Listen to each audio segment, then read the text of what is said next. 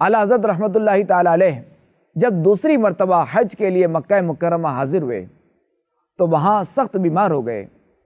کئی دن تک طبیعت جو ہے وہ ناساز رہی۔ محرم الحرام کے آخری دنوں میں طبیعت بہتر ہوئی۔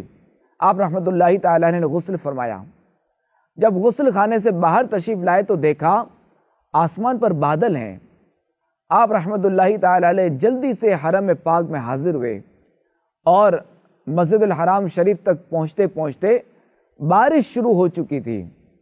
اعلیٰ حضرت رحمۃ اللہ تعالی علیہ فرماتے ہیں مجھے حدیث پاک یاد آئی کہ جو بارش میں طواف کرے وہ رحمت الہی میں تیرتا ہے۔ بس اپنے آقا و مولا محبوب خدا صلی اللہ تعالی علیہ وآلہ وسلم کا یہ مبارک فرمان یاد آیا تو اعلیٰ حضرت رحمۃ اللہ تعالی علیہ کا دل جھوم گیا۔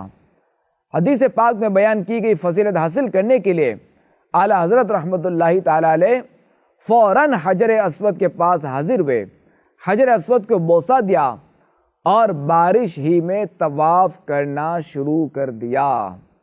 سید اعلیٰ حضرت رحمۃ اللہ تعالی علیہ نے طواف کے 7 چکر پورے کیے اور رہائش گاہ پر تشریف لے آئے۔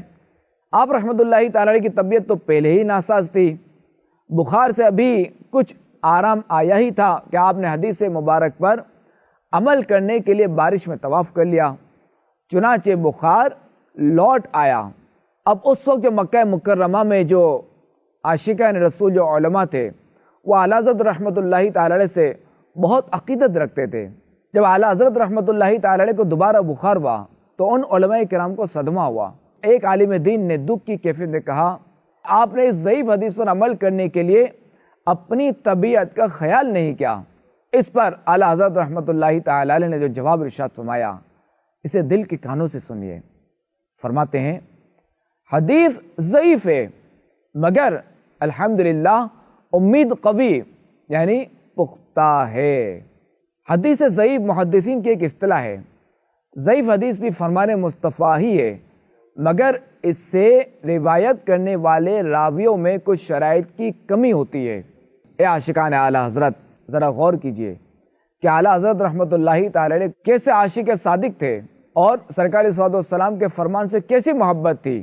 اب غور کیجئے کہ ہم مسلمان ہیں، ہم آخری نبی صلی اللہ تعالی علیہ وآلہ وسلم کا کلمہ پڑھتے ہیں، کیا ہمارا حق نہیں بنتا کہ ہم خاتم النبیین صلی اللہ تعالی علیہ وآلہ وسلم کے فرامین کو پڑھیں، انہیں سمجھیں اور ان پر عمل کریں؟ یقیناً یہ ہمارا حق بنتا ہے۔ احادیث ہمارے آقا صلی اللہ تعالی علیہ وآلہ وسلم کی زبان مبارک سے نکلے ہوئے الفاظ ہیں۔ احادیث کا ایک ایک لفظ علم و حکمت کا سمندر ہے۔ ان لفظوں میں قیامت تک آنے والوں کے لیے روشنی ہے، نور ہے، ہدایت ہے۔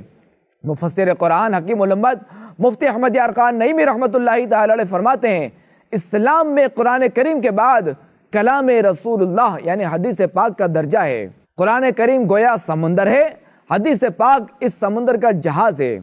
قرآن کریم روحانی کھانا ہے، حدیث پاک رحمت کا پانی ہے۔ جس طرح پانی کے بغیر کھانا تیار نہیں ہو سکتا، اسی طرح حدیث پاک کے بغیر نہ قرآن کریم کو سمجھا جا سکتا ہے اور نہ ہی اس پر عمل کیا جا سکتا ہے۔